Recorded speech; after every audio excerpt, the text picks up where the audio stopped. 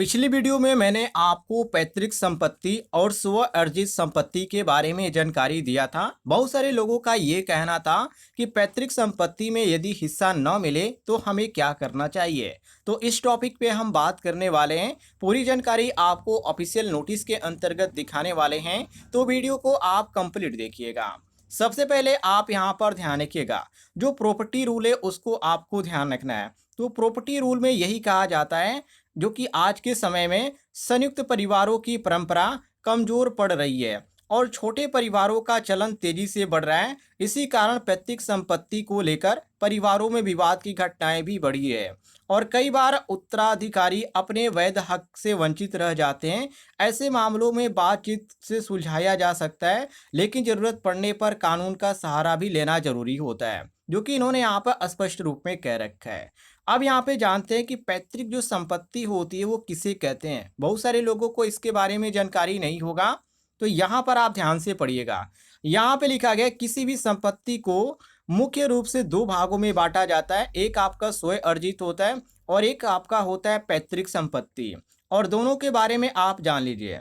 स्वयं अर्जित जो संपत्ति होती है ये वह संपत्ति होती है जिसे व्यक्ति ने खुद ही की मेहनत से कमाया या खरीदा हो।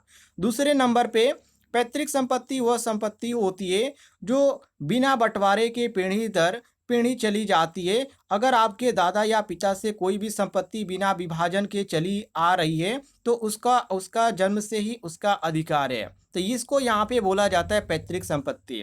अब इस यहाँ पे ऐसे समझ लीजिए, जैसे मेरे पिताजी का है संपत्ति और पिताजी ने अपने पिताजी से लिया है और उनके पिताजी ने उनके पिताजी से लिया है, तो एक तरह से ये परंपरा चली आ रही है दर पीढ़ी दर पीढ़ी, तो इसको बोला जाता है पैतृक संपत्ति। और यहाँ पे स्वयं अर्जित संपत्ति ये इसका मतलब ये है कि मान लीजिए मैंने यहाँ पे संपत्ति खरीदा, तो इस पर मेरा यहाँ पर केवल है कि मेरे पुत्र का हक होगा, लेकिन यहाँ पर मेरे भाई का हक नहीं होगा। तो ऐसे आप यहाँ पर समझ सकते हैं। तो इसको यहाँ पे बोला जाता है स्व अर्जित संपत्ति। अब यहाँ पे साथियों आगे यहाँ पे आपको जानकारी देते हैं कि अगर पैतृक संपत्ति में हिस्सा यदि न मिले तो आपको क्या करना चाहिए। स्व अर्जित संपत्ति में तो आपको हिस्सा नहीं मिलेगा, लेकिन पैतृक संपत्ति में आपको हिस्सा जरूर मिलेगा। यहाँ पे बताया जा रहा है कि अगर दादा पिता या भाई पैतृक संपत्ति में आपको आपका हिस्सा देने से मना करते हैं तो आप क्या करेंगे। तो सबसे पहले तो एक कानूनी नोटिस आपको भेज सकते हैं। दूसरे नंबर पे अगर समाधान न निकले तो सिविल कोर्ट में मुकदमा दायर कर सकते हैं। आगे इन्होंने बता रखा है कि कोर्ट से संपत्ति की बिक्री पर रोक लगने की मांग कर सकते हैं। अगर मामला विचाराधीन रहने के दौरान संपत्ति बेच दी जाती है तो आप खरीदार को भी पक्षधार बनाकर अपना दावा कायम रख सकते हैं। तो ये भी काफ़ी अच्छी बात इन्होंने कह रखी है।